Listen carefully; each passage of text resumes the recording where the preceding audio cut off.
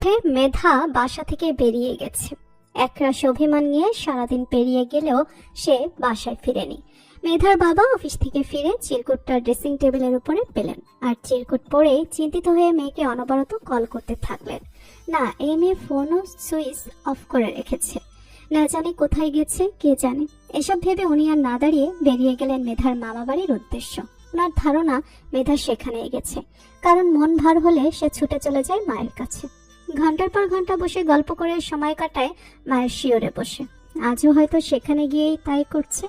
বোধহয় কত শত নালিশও দায়ের করেছে ওনার বিরুদ্ধে। এসব ভেবে মলিন মুখে হাসলেন রেজাউল হক। তখন কিছু একটা ভেবে উনি কল করলেন মেধার বড় মামার কাছে। মনটা মানছে না দেখে নিশ্চিন্ত হতে মূলত কলটা করলেন। দুইবারের বেলায় মেধার বড় মামা রহমান খান কলটা রিসিভ করলেন। কিছু জিজ্ঞেস করার আগে উনি বললেন, এসেছি। এত রাতে তোমার আসার প্রয়োজন নেই। খেয়েছো কিছু? তা জেনে কি করবা? মেয়েটা বেশি খাচ্ছে বলেই তো বিয়ে দেওয়ার তোড়জোড় শুরু করেছো। যাই হোক, রাত বিরাতে আসার প্রয়োজন নেই। কাল আদিত্য গিয়ে দিয়ে আসবে। আদিত্য আপনাদের বাসায় ছিল, তবে কাজ সেরে সকালেই চলে গেছে। ও আচ্ছা। তারপর রহমান কল কেটে দিলেন। রেজাউল হক ফোনের দিকে তাকিয়ে হাসলেন। মেধার মা অর্থাৎ ওনার সহধর্মিণী মারা গেছে 17.5 বছর হতে চলল। মেধাকে জন্ম দিতে গিয়ে উনি মারা গেছেন। তখন রেজাউল হক ছিলেন একজন বেকার পুরুষ। বাসা থেকে পালিয়ে সকলের অমতে বিয়ে করেছিলেন ওনারা। ওনাদের বিয়ের 2 মাস যেতে না যেতেই মেধার মা মিনা কনসিভ করে ফেলেন। প্রথম 3 মাস কষ্টও করেন খুব। মেয়ের অবস্থা দেখে মেধার নানীরা মেনে নেন ওনাদের। নিজের অফিসে কাজ দেন রেজাউল হককে। ধীরে ধীরে উনিও বিশ্বাস অর্জন করে নিজের জায়গা তৈরি করে নেন। সেই সঙ্গে বেকারত্ব থেকে মুক্তিও পান। ততদিনে মিনার 8 মাস রানিং। দেখতে দেখতে সময় ঘনিয়ে আসে, ভয়ও বাড়তে থাকে। তারপর হঠাৎই একদিন পেইন ওঠাতে ওনাকে হসপিটালে নিয়ে যান, কিন্তু অতিরিক্ত রক্তক্ষরণের জন্য এক পর্যায়ে মিনাও হাল ছেড়ে দেন আর শেষ নিঃশ্বাস ত্যাগ করেন সদ্য জন্মানো মেয়ের মুখটা দেখার পরেই।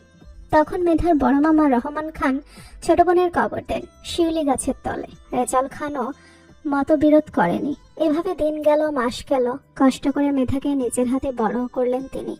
যদিও মিনার পরিবারকে উনি সবসময় পাশে পেয়েছেন, আর মেধাকে বড় করার পেছনে ওনাদের অনেক অবদান রয়েছে। যেমন সীমা এবধি যথেষ্ট করেছে ওনাদের জন্য, যা কখনো ভোলার মতো না। আর সীমা হচ্ছে আদিত্যের মা, মিনার বড় বোন।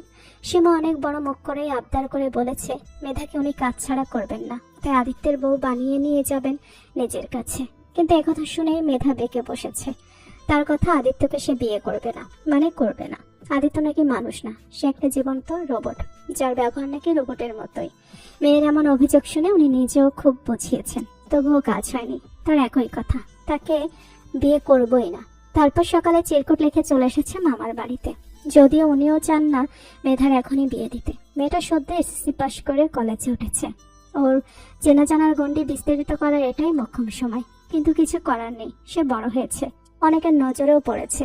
তাছাড়া ওর জন্যই প্রায় সময় অফিসের কাজ বাসাতেও সারতে হয়। রাতে দেরি হয়ে গেলে সীমা নয়তো অন্য কাউকে এসে থাকতে হয়। এত বড় বাসায় তাকে তো আর একা রাখাও যায় না। আর এখন ওনার নিজের অফিসও হয়েছে, মেহনত করে টাকা পয়সা আয় করেছেন।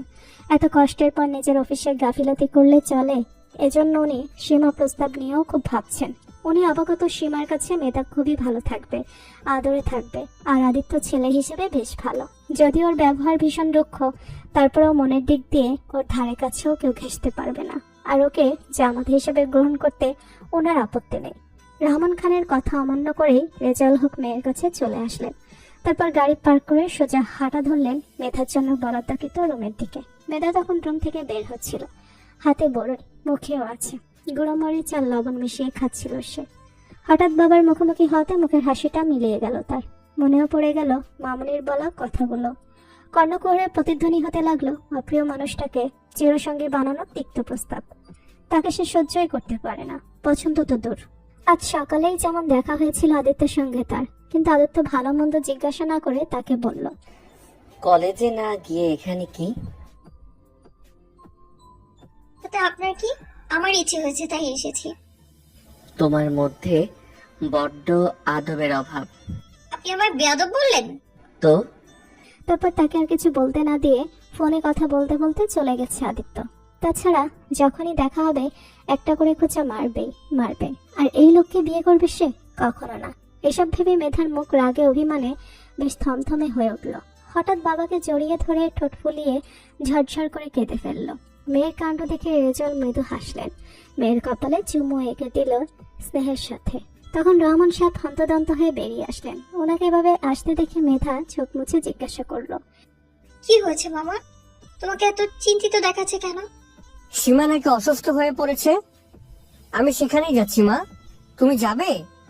অবশ্যই যাব, চলো। একথা শুনে জবাব দেওয়ার ইচ্ছে না থাকা সত্ত্বেও মেধা চট করে বলল। তারপর ওনারা গেলেন আদিত্যের বাসায়। বাসায় তখন থমথমে অবস্থা বিরাজ করছে। ড্রয়িং রুমে আদিত্যের বাবা চিন্তিত মুখে বসে আছেন, চারদিকে জিনিসপত্র এলোমেলো করে রাখা। তখন ওনার থেকে জানা গেল আদিত্যের ছোট ভাই আমান বাসায় অশান্তি শুরু করেছে। রোজ রোজ তার মোটা অঙ্কের টাকা চাই, না দিলেই শুরু করে ভাঙচুর। সে আজও খুব ঝামেলা করে বাসা থেকে বেরিয়ে গেছে, কারণ আদিত্য আসার সময় হয়ে গেছে। আদিত্য এখনো জানে না এসব, জানলে কি হবে কে জানে। আর ছেলের এমন জঘন্য ব্যবহারে সীমার প্রেশার হাই হয়ে গেছে। উনি নিজেও খেয়াল করে মাথায় পানি ঢালতে গিয়ে ওয়াশরুমে পড়ে মাথায় চোট পেয়েছেন। 4টা সেলাই পড়েছে, তবে এখনো প্রেশার কমেনি, বরং বেড়েছে। পরে ঘুমের ইঞ্জেকশন দিয়ে ঘুম পাড়িয়ে রাখা হয়েছে। পুরো ঘটনা না শুনে মেধা দৌড়ে গিয়ে একবার মামনিকেও দেখে এসেছে। বেশিক্ষণ দাঁড়ায় মামনির ঘুমের সমস্যা হবে ভেবে, তবে নিচেও নামেনি। সে এখন দাঁড়িয়ে রয়েছে আদিত্যের রুমের সামনে। আদিত্য রুমে নেই জেনেই এসেছে সে। আদিত্যের উপর এখনো ভীষণ রেগে আছে, তাই কিছু একটা করবে যাতে আদিত্যের রাগ তার জিনিস দিয়ে মেটানো যায়। এসব ভেবে মেধা 4টা টি শার্টের পিঠ বরাবর মার্কার কলম দিয়ে লিখলো, আমি বলদ। তখন পেছন থেকে কেউ ওর হাতটা টেনে স্বর্ণের একটা রিং খুলে নিল। মেধা হতভম্ব হয়ে তাকিয়ে দেখে স্বয়ং আদিত্য দাঁড়িয়ে আছে। মুখভঙ্গি স্বাভাবিক, তবে রিং খুলে নেওয়ার কারণ জানতে জিজ্ঞাসা দৃষ্টিতে তাকিয়ে রইল। তবে আদিত্য কিছু না বলে ড্রেস নিয়ে ওয়াশরুমে চলে গেল। সময় নিয়ে বের হয়ে দেখে মেধা সেখানে সেভাবেই দাঁড়িয়ে আছে, তবে রুমের বেহাল দশা। এবারও আদিত্য কথা না বলে দরজাটা লাগিয়ে মাথা মুছতে থাকলো। ভাবখানে এমন যেন সে ছাড়া রুমে আর কেউ নেই। তখন মেধা বিরক্ত হয়ে বলল, আমার রিং ফেরত দিন, বাসা যাব আমি। 4টা টি শার্টের দাম পরিশোধ করে তারপর নিয়ে যেও। পারবো না। আমিও ফেরত দিব না। জিএফ কে রিং গিফট করবেন বললেই হয়, নতুনটা দিতাম। আমার এতটাও খারাপ সময় আসেনি যে এই সেকেলে মার্কা রিং আমার গপকে গিফট করব। এখন ঝটপট রুম গুছিয়ে ফেলো, নয়তো কি হবে কাজে করে দেখাবো। আচ্ছা, তবে আমার একটা আবদার রাখতে হবে, রাজি? শুনি। আমাদের বিয়ের কথাবার্তা চলছে, এটা জানেন নিশ্চয়ই। আপনি বিয়েতে না করে দিন। কেন? এত কথা বলতে পারবো না। আপনি শুধু মামনিকে বলবেন এই বিয়ে আপনি করবেন না, আপনার গার্লফ্রেন্ড আছে। আদিত্য চুলগুলো ঠিক করতে করতে মেধার কথা শুনলো। তারপর বেশ কয়েকটা ফাইল হাতে নিয়ে রিচেক করে সাইন করতে থাকলো পরপর। ফোনে 2-1 কথাও বলে নিল। মেধা ততক্ষণে রুম গুছিয়েও ফেলেছে। মুখ ভর্তি হাসি তার। সে ধরে নিয়েছে তার কথা আদিত্য রাখবে, কারণ আদিত্যও তাকে অপছন্দ করে, খোঁচা মারে, অহেতুক কথাও শোনায়। পছন্দের মানুষকে তো আর খোঁচা মারে না কেউ, তিক্ত কথা শুনেও আঘাতও করে না, বরং এসব করে অতি অপছন্দের মানুষদের সাথে। এর দ্বারা স্পষ্ট সেও ওর অপছন্দের মানুষ। এসব ভাবনায় ডুবে মেধা কাজ সেরে বের হতে যাবে, তখন আদিত্য বলল, বিয়েতে নাকচ করার কারণ জানিয়ে যাও। আপনি আমার চাহিদার বিরুদ্ধে, আদিত্য ভাই। একথা বলে মেধা স্থান ত্যাগ করলো। আদিত্য তার যাওয়ার দিকে ভুলেও দৃষ্টি তুলে তাকালো না, বরং সামনে থাকা ফাইলে সাইন করে পা বাড়ালো মায়ের রুমের দিকে। সে শুনেছে তার মায়ের অসুস্থতার কথা, তবে এখানে আমান জড়িত একথা কেউ বলার সাহস করেনি, নয়তো আমান তার অবস্থা রফাদফা করে ছাড়ত। তাছাড়া আদিত্যকে জানানো হয়েছে সীমা বেগমের শুধু প্রেশার বেড়েছে, যেটা সচরাচর হয়েই থাকে। ঠিকঠাক ওষুধ আর একটু বিশ্রাম নিলেই ঠিক হয়ে যায়। সে ফিরেই দেখা করতে চেয়েছিল তার মায়ের সঙ্গে, কিন্তু বাবার থেকে শুনেছে মা ঘুমাচ্ছে, তাই বিরক্ত করেনি। আদিত্যর মায়ের রুমে গিয়ে ওনার কপালে ব্যান্ডেজ দেখে বুড়ো কুচকে ফেললো। এগিয়ে গিয়ে ক্ষতস্থানে আলতো করে হাত বুলিয়ে ভীষণ কষ্টও পেল মায়ের ব্যথাতুর মুখখানা দেখে। ইস, না জানি কতখানি কেটেছে। অফিসে ব্যস্ত বেড়েছে, তাই আগের মতো মাকে সময় দিতে পারে না, গল্প করতে পারে না। নিজ হাতে রান্নাও করে মাকে খাওয়ানোও হয় না। অনেকদিন হলো মাকে নিয়ে ঘুরতেও চায়নি। এসব ভেবে আদিত্য মায়ের কপালে চুমো করে রুম থেকে বেরিয়ে গেল। নিচে মেধারা বসে আছে, তার গলার স্বর শোনা যাচ্ছে। সে কিছু একটা নিয়ে হাসছে। আদিত্যের বাবার থেকে কিছু নেয় আবদার করছে। মেধাকে রাগাতে উনিও দুষ্টুমি করছেন। তখন আদিত্যকে নিচে যেতে দেখে মেধা হাসি থামিয়ে ভদ্র মেয়ের মতো ওর বাবার পাশে বসলো। এক মনে খেতে লাগলো হাতে থাকা অর্ধেক খাওয়ার কমলাটি। ভাবখানা এমন আদিত্যকে চেনেই না, কোনোদিন দেখেইনি। আদিত্য দামখিত্যতার সাথে হেঁটে এসে বড় মামার পাশে বসে সরাসরি প্রশ্ন ছুড়ল। আম্মু ব্যথা পেল কিভাবে বাবা? ছেলের কথা শুনে আদিত্যের বাবা সামিল সাহেব দ্বিধাতে পড়ে গেলেন, কারণ উনি অবগত আদিত্যকে সত্যিটা বলা মানে ওদের দু ভাইয়ের বিরোধ বাড়ানো। এমনিতে আদিত্য আমানের সঙ্গে কথা বলে না, আমান বলতে গেলে আদিত্যই নিখুঁতভাবে এড়িয়ে যায়, যদিও এর কারণটা স্বয়ং আমানও জানে না। আদিত্যের জবাবে আর আশায় তাকিয়েছে বাবার দিকে। তখন তার বাবা আমানের কথা এড়িয়ে গিয়ে প্রেসার বাড়ি ওয়াশরুমে পড়ে যাওয়ার কথাটা জানালেন। সব শুনে আদিত্য ঘড়িতে দৃষ্টি বুলিয়ে মেধার বাবাকে বলল, আঙ্কেল আজকে রাতটা এখানে থেকে যান। এ কথা শুনে মেধা চট করে উঠে তার বাবার হাত ধরে টেনে উঠাতে লাগলো। বারবার বলতে লাগলো কালকে তার কলেজ যেতেই হবে, নয়তো সর্বনাশ হয়ে যাবে। মেয়ের চালাকে বুঝিয়ে রেজাউল হকও জানালেন আগামীকাল ওনার মিটিং আছে। তাছাড়া আজকে রাতে দুটো ফাইল রেডি করে রাখতে হবে। আজ থাকবেন না, আগামী কোনো একদিন এসে থাকবেন। ওনাদের কথা শুনে বড় মামা একসঙ্গে যাওয়ার জন্য উঠতে গেলে আদিত্য ওনাকে আরেকটু থেমে যেতে বলল। একটু পর নিচে গিয়ে না হয় রেখে আসবে। আদিত্য কিছু বলবে বুঝতে পেরে বড় মামা থেকে গেলেন, আর মেধা তার বাবার হাত ধরে বাইরে চলে গেল। আদিত্যকে আজকাল অসহ্যই হয় না তার। আগে যতটুকু গ্রাহ্য করত, বিয়ের প্রস্তাব শুনে আর সহ্য করতে পারে না। এর বিশেষ কারণও আছে। এই রোবট মানবকে কিছুক্ষণ আগে একটা মেসেজ করেছে। নিজেকে যতটা সুন্দরী ভাবো তা কিন্তু নয়, আর আদিত্য তোমাকে বিয়ে করার জন্য মরে যাচ্ছে না।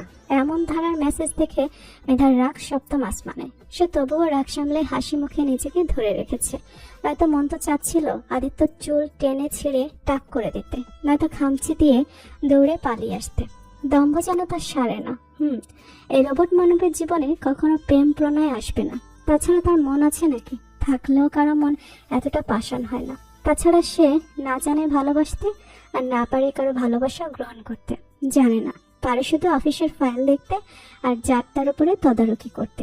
তবে আজ অথবা কাল তার জমানো রাগ তুলবে। গাড়িতে বসে জানালার বাইরে তাকিয়ে এসব কিছুই ভাবছিল মেধা। তখন গলা খাকারি শুনে মেধা দৃষ্টি সরিয়ে বাবার দিকে তাকালো। ওর বাবার মেয়ে দৃষ্টি আকর্ষণ করতে পেরে বললেন, 3 দিন বাদে আদিত্যের জন্মদিন। ছেলেটাকে জিজ্ঞেস করেছিলাম সে কি নেবে আমার কাছ থেকে। সে বলেছে আমার সবচেয়ে প্রিয় জিনিসটাই নাকি নেবে। ওহ, দিয়ে দাও। সত্যি মা? হুম। আমার প্রিয় জিনিস তো তুমি মা। একথা শুনে মেধা তার বাবার দিকে বিস্ময় নিয়ে তাকিয়ে রইল। তবে আর একটা টু শব্দও করলো না। সে সিটে হেলান দিয়ে চুপ করে বসে রইল। নেট্টু জোড়া বন্ধ করে স্মরণ করলো সেদিনের ঘটনা। যদিও সেই ঘটনা প্রায় 2 বছর পেরিয়েও গেছে, তারপরেও সে ভুলতে পারে না। আদিত্যকে দেখলেই তার মনে পড়ে যায় সেই কথা। একটা মেয়ে আদিত্যকে খুব পছন্দ করত, ভালোবাসতো, কিন্তু আদিত্য তাকে অপমান করে ফিরিয়ে দিয়েছে। মেয়েটা দৌড়ে যেতে গিয়ে অ্যাক্সিডেন্ট করে এক পা হারায় তখনই। পরে একটা বছর পর একজন হৃদয়বান ব্যক্তি তাকে বিয়ে করে, সুন্দর একটা জীবন দান করেন তাকে। সেই মেয়েটির বর তাকে ভালোবাসে মুড়িয়ে দেয়। সে কতটা সুখী তাকে দেখলেই বোঝা যায়। তার মধ্যে একটা খুঁত থাকলেও তার সঙ্গীর ভালোবাসা একদম নিখুঁত, নিঃস্বার্থ। আর এই ঘটনার সাক্ষী সে নিজে। সেই থেকেই তার মনে হয় আদিত্য ভাই জীবন্ত রবট, ভালোবাসা তার জন্য নয়। পরের দিন সকালে মেধা কলেজের উদ্দেশ্যে বেরিয়েছে, কিন্তু মাঝপথে হঠাৎই মনে হলো মামারই খোঁজ নেয়নি সে। এটা অন্যায়, কারণ সীমা তার আরেকজন মা, যিনি বিনা স্বার্থে তাকে প্রচন্ড ভালোবেসে ছেলের রাগ মায়ের উপর দেখানো ঠিক হচ্ছে না। বরং তাকে মামুনের সঙ্গে সরাসরি কথা বলা উচিত, জানিয়ে দেওয়া উচিত আদিত্য ভাই হিসেবেই থাকুক, বর হিসেবে সে বড্ড বেমানান। এসব ভেবে ফোন বের করতে যাবে, তখন একটা গাড়ি তার সামনে এসে দাঁড়ালো। সে ভয়ে দুপা পিছিয়েও গেল। আচানক এমন হওয়াতে ভীষণভাবে চমকে উঠেছে। তাছাড়া এত জায়গা থাকতে ওকেও মারতে আসছে নাকি এই গাড়িটার ড্রাইভার? তখন মেধা রেগে কিছু বলতে গিয়ে দেখে ড্রাইভিং সিটে আদিত্য বসে আছে। পূর্বের মতোই অবিচল তার মুখশ্রী, গম্ভীর চিরচেনা সেই দেশটি। তবে এই সময় আদিত্যকে দেখে অবাক হলেও সে প্রকাশ না করে তেড়ে গেল গাড়ির দিকে। জানালার গ্লাসে টোকা দিয়ে রেগে চেঁচিয়ে বলল, আপনার সমস্যা কি বলবেন আমায়? উঠে এসো। কেন? পাল্টা প্রশ্ন না করে যা বলছি করো। আমি মরে গেলেও আপনার সঙ্গে যাব না। না না, বেশি কথা বলাবে না মেধা, জলদি এসো বলছি। পারবো না। আপনি যেখানে যাচ্ছিলেন যান। আদিত্য কথা না বাড়িয়ে নেমে মেধাকে টেনে গাড়িতে বসিয়ে দরজা লক করে দিল। মেধা চেঁচিয়েও লাভ কিছুই হলো না। তারপর আদিত্য ড্রাইভিং সিটে বসে চলল বাসার পথে। সীমা বেগমই আদেশ করেছে মেধাকে নিয়ে যাওয়ার। আর এই মেয়ে তো একটা তেদর, সহজ জিনিস বাঁকাভাবে গ্রহণ করা তার অভ্যাস। কিছুক্ষণ চুপ থেকে তখন আদিত্যই তাচ্ছিল্য ভরা কণ্ঠে বলল, আমি না হয় চাহিদার বিরুদ্ধ, ইমরান চাহিদা মতো তো মানে? ভালো সাজছ। ভাবতাম মিনিমাম লজ্জাবোধটুকু হয়তো তোমার আছে, কিন্তু না, তুমি চরম লেভেলের ফালতু। সেই সঙ্গে মাথায় এটা গেঁথে নাও, আমি তোমাকে বিয়ে করার জন্য মরে যাচ্ছি না। তাই বিয়ে বিয়ে করে অহেতুক বকা বন্ধ করো। তাছাড়া তোমার নাটক দেখার সময়ও আমার নেই। আপনি আসলে একটা জঘন্য মানুষ আদিত্য ভাই। একথা শুনে আদিত্য দ্রুত গাড়ির সাইডে দাঁড় করিয়ে তড়িৎ গতিতে চেপে ধরল মেধার দুটো গাল। পূর্বে যত রাগ আছে উগড়ে দিতে আরো শক্ত করে ধরল চুলের বেননে। এ মুহূর্তে আদিত্যের চোখ বলছে অন্য কথা, আচরণে প্রকাশ ক্ষোভ। মেধা তাকে ধাক্কা দিয়েও সরাতে পারল না। চুলে গালে প্রচন্ড ব্যথা পেয়ে অবশেষে কেঁদে ফেলল। তখন তার অস্ত্রকোটা ঝরে গিয়ে পড়ল আদিত্যের হাতে। আদিত্য সেটা দেখে গাল ছেড়ে পূর্বের ন্যায় দম্ভ ভরা কণ্ঠে বলল, প্রেমের ভূত মাথা থেকে নামাও, নয়তো আমি ইমরানকে ভালোবাসবো, জড়িয়ে ধরবো, প্রয়োজনে চুমুও খাবো, তার বাচ্চার মাও হবো, তাতে আপনার কি? হ্যাঁ, কোন অধিকারী বারবার এমন করেন আপনি? লজ্জা নেই আপনার?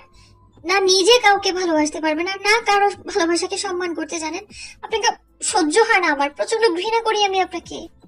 মেধার একথা শুনে আদিত্য ঝটপট তার থেকে সরে গেল। তারপর গাড়ি স্টার্ট করে দ্রুত গতিতে ড্রাইভ করতে লাগলো। মিনিট 10 পরে বাসায় পৌঁছে কোনো দিকে না তাকিয়ে আদিত্য তার রুমে চলে গেল। মেধা চোখ মুখ মুছে নিজেকে সামলে তারপর ভেতরে প্রবেশ করলো। ড্রয়িং রুমেই বাকিরা উপস্থিত ছিলেন। আমান মেধাকে দেখে মাত্রই হেসে বলল, কিরে, তুই নাকি ইমরানের সঙ্গে প্রেম করছিস? তোমাকে কে বললো? ইমরানের মা লোবানার বিয়েতে ইনভাইট করতে এসে বলে গেল, আর আদিত্য ভাইয়ার থেকে তোর বাবার নাম্বার নিয়ে গেল, বোধহয় প্রস্তাব পাঠাবে তাই। একথা শুনে মেধা ব্যাগটা সোফায় ছুঁড়ে বেরিয়ে গেল।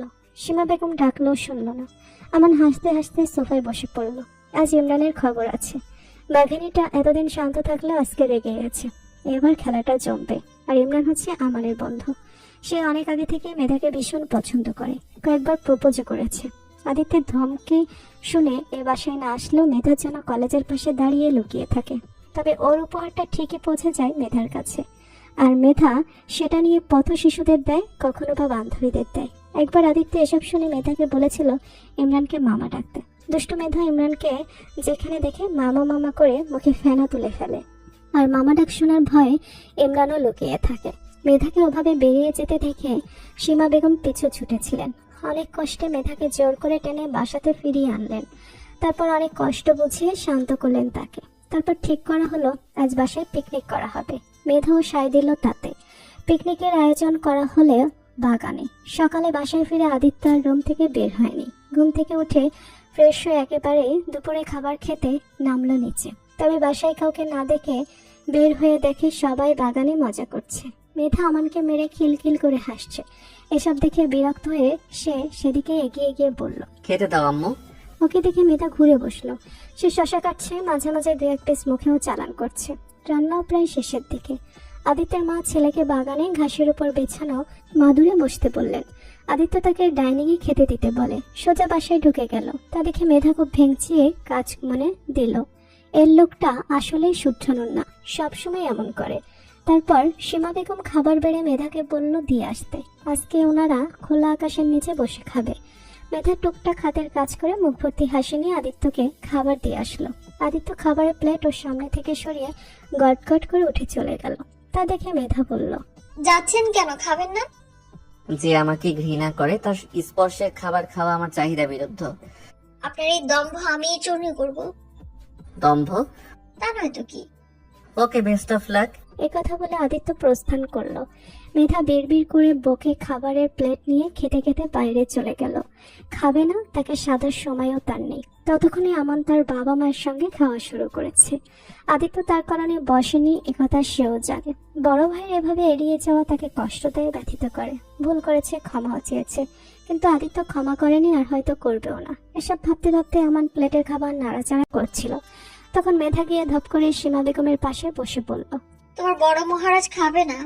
এক্ষুনি তো খাবার দিতে বললো, তাহলে খাবে না কেন? এই ছেলের কখন যে কি হয় কে জানে।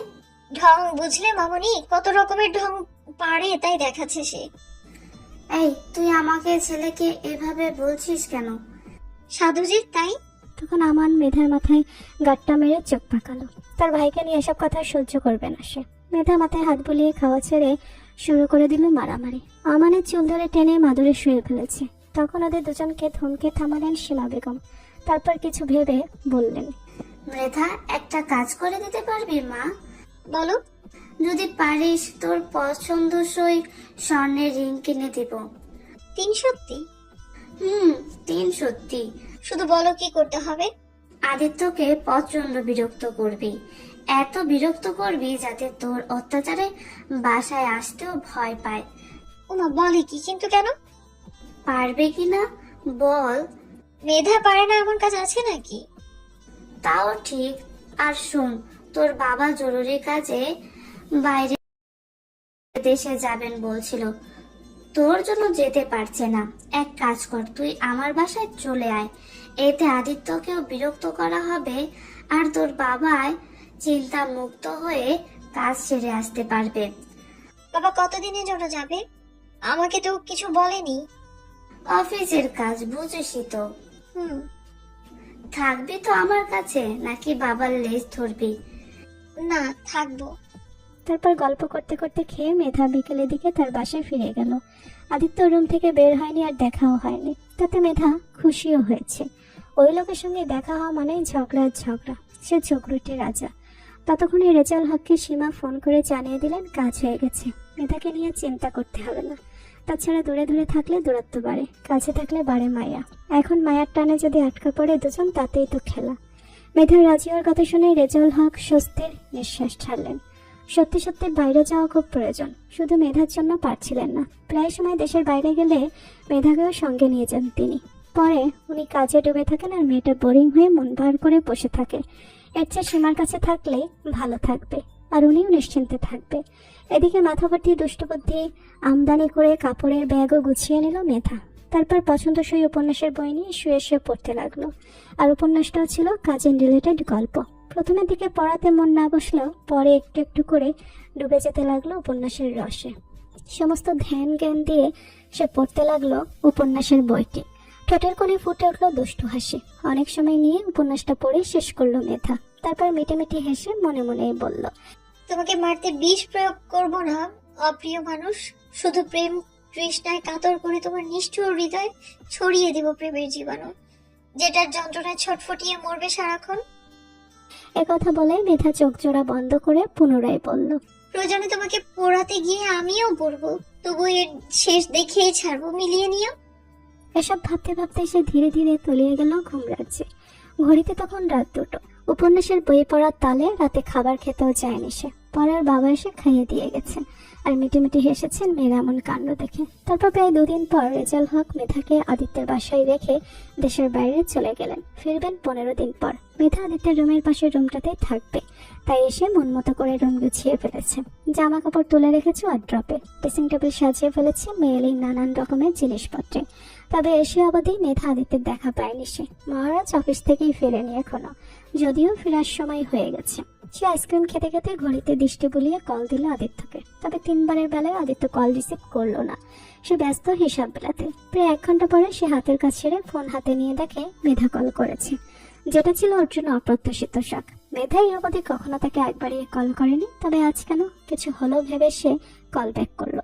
ঠিক 10 বারের বেলাতে মেধা কল রিসিভ করে হ্যালো হ্যালো করছে। সে আদিত্যকে দিয়েছিল 9 বার কল, তাই 9 কাটাকুটি করে 10 বারের বেলাতে কল রিসিভ করেছে। আর এতক্ষণ বসে বসে দেখেছে আর ঠোঁট চেপে হেসেছে। আদিত্য ফোনটা কানে ধরে চুপ করে আছে। সেদিনের পর মেধার সঙ্গে কথাই বলেনি সে। আজও একবারই কিছু বলবে না, তাই মেধাই আহ্লাদ ভরা কণ্ঠে বলল, আদিত্য ভাইয়া, ফিরতে কি আরো লেট হবে তোমার? আদিত্যের ভুরু কুচকে গেল। এই মেয়ে আপনি থেকে সরাসরি তুমি সম্বোধন করছে, আশ্চর্য। নিশ্চয়ই মাথায় কিছু ঘুরপাক খাচ্ছে, নয়তো অসময়ে কল দেওয়ার কথা নয়। এছাড়া মিষ্টি মধুর কথাও যুক্ত করেছে, তাও বলছে ওরই সঙ্গে, যেটা প্রায় সচরাচর ঘটছে না। বিয়ের প্রস্তাব দেওয়ার পর থেকে তো নয়, তার মানে ওর ধারণাই ঠিক। এসব ভেবে আদিত্য চেয়ারে হেলান দিয়ে বসে পূর্বের ন্যায় গুরুগম্ভীর স্বরে বলল, কেন? আসার সময় আমার জন্য 4টা আইসক্রিম এনো। আমি তোমাদের বাসায় আছি, আর তোমার জন্য কিছু বানিয়ে রাখবো, খাবে? না ধন্যবাদ। শরীর ঠিক আছে তো তোমার? তা দুপুরে খেয়েছিলে তো? যা বলার ঝেড়ে কাশো, অহেতুক কাহিনী করো না। এভাবে কেন বলছো আদিত্য ভাই? তোমার খোঁজ নিয়ে আমার দায়িত্ব। তাও যে সে